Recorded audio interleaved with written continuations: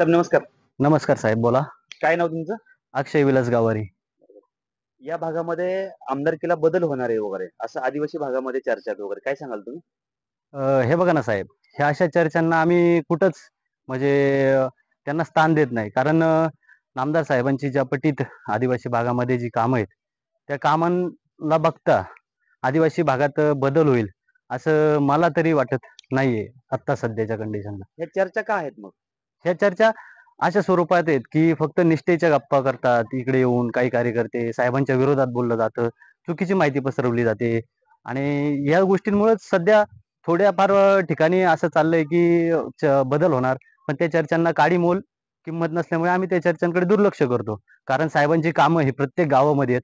प्रत्येक गावामध्ये साहेबांनी काँक्रीटचे रस्ते रस्ते असो, पाण्याचे प्रश्न सोडवलेले आहेत बऱ्याचशा ठिकाणी. विजेचं जाळं विणलंय सगळ्या ठिकाणी. त्यामुळं साहेबांचं जे 35 वर्षाचं जे काम आहे, ते आज जुन्या माणसांना जरी विचारलं तरी ते सांगू शकतात, की आंबेगाव तालुक्याला फक्त नामदार साहेबच गरजेचे आहेत किंवा हा आदिवासी भाग झाला. या भागामध्ये आम्ही सुद्धा साहेबांचं 15 वर्ष काम बघितलेलं आहे.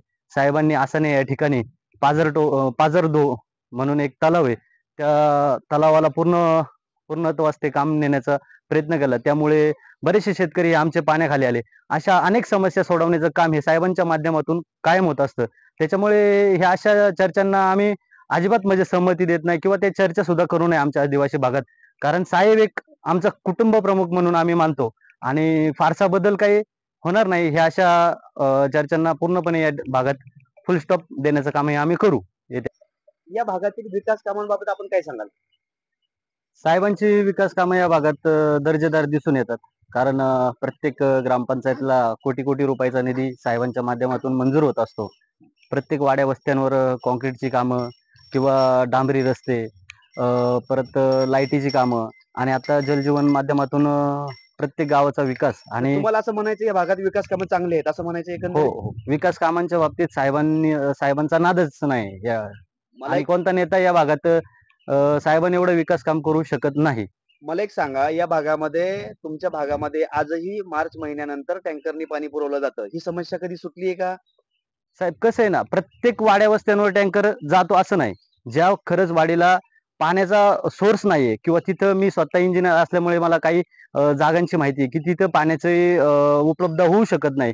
तर त्या टँकरच्या माध्यमातून का होईना, पण साहेबांच्या माध्यमातून तिथे पाणी पोहोचवलं जातं. ही एक वस्तुस्थिती आहे. त्याच्यावर लवकरात लवकर आम्ही खडक्या टाक्यांचं नियोजन किंवा शिवकालीन टाक्यांचं नियोजन करून तो विषय मार्गी लावण्याचा प्रयत्न लवकरच करणार आहेत साहेब. सर्वांनी पुढे येऊन फक्त अर्ज देण्याची गरज आहे.